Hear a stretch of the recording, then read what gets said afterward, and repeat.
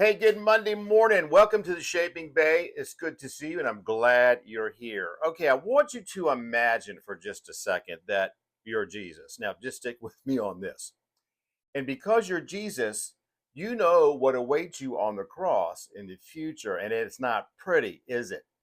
So, what if you had the same ability to look and see into the future? How do you think that would impact your everyday living? Well, I don't know about you, but if it was me, I think it would pretty much occupy my every waking thought every day.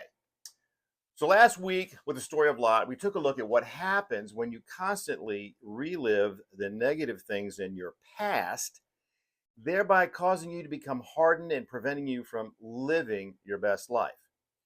What happens if you focus too much on what might happen in the future? My experience has been that if you do that, it causes a lot of stress and worry, which also prevents you from living your best life.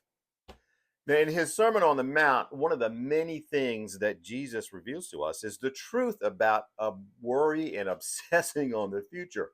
And today's first gold nugget comes from Matthew chapter 6, verses 25 through 34. And I hope you will go seek those out and take a look at them because it puts this whole thing in divine perspective. But Jesus ends those passages with this direction. Therefore, do not worry about tomorrow, for tomorrow will worry about itself. Each day has enough trouble of its own. And isn't that the truth? So, what's the takeaway for today? We know the reality is none of us will ever be able to not worry about the future.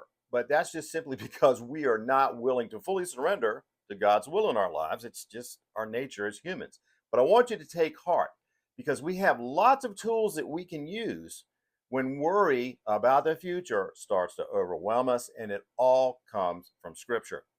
Now, one of my favorites is the gold nugget from Jeremiah 29:11. For I know the plans I have for you, declares the Lord, plans to prosper you and not to harm you, plans to give you hope and a future. Man, is that positive.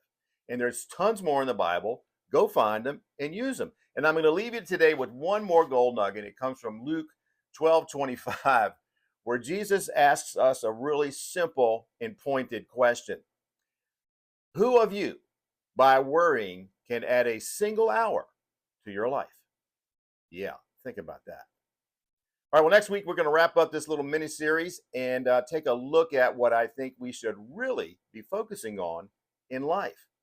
It's going to be a crazy week, folks. Hang in there. And until next week, stay strong, keep the faith. We'll see you then.